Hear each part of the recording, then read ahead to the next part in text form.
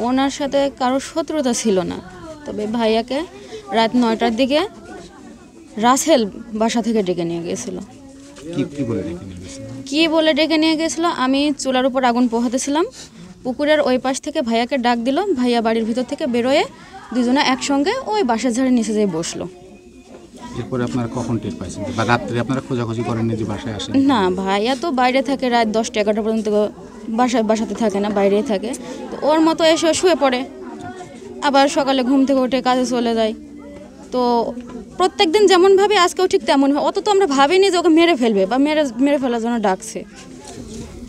পরে কখন খবর পেয়েছেন?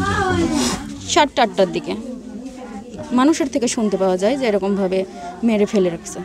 তারপরে যে দেখি সত্যই। 16 সালে আমাদের পারিবারিক গ্যাঞ্জামে বুঝছেন চুনু মিলনের নেতৃত্বে আমার বাড়ি ঘর কিছু ছিল না, এসব ভাঙচুর শুধু সুমান ছিল। আবার ওর নেতৃত্বেই এই রাসেলির আগেও 2বার মারছে ওই চায়ের দোকানে আমার এই ভাইকে, বুঝছেন। এই মারার পরেও কালকে ডাইকে নিয়ে গেছে, আমার এই বোন দেখিছে, দেখার পরে এই ঘটনা। আর তার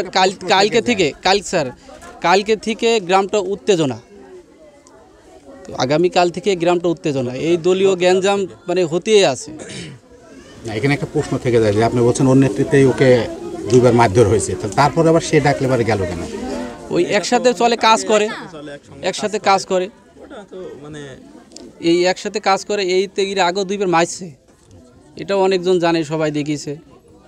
আবার এই চুনু মিলনের নেতৃত্বেই এই গ্রামটা এরকম। আমার প্রায় 10-12টা ভাই, মানে সব শিলাই, এখনও বহুত জনের আঘাত। ওরা মানে একবারে এখানে এসে আমার লোকজন মারছিল, মারার পরে আমার বাড়ি টাড়ি কিছু ছিল না, মার্ডার হয়েছিল আমাদের থেকে 1.5 কিলো দূরে। আমরা একটা তথ্য পেয়ে এই গ্রামে এসেছি এবং এখানে একজন ব্যক্তির মৃতদেহ পাওয়া গেছে। সেই দেহে আঘাতের চিহ্ন আছে। আমরা পোস্টমর্টমের জন্য প্রেরণ করেছি।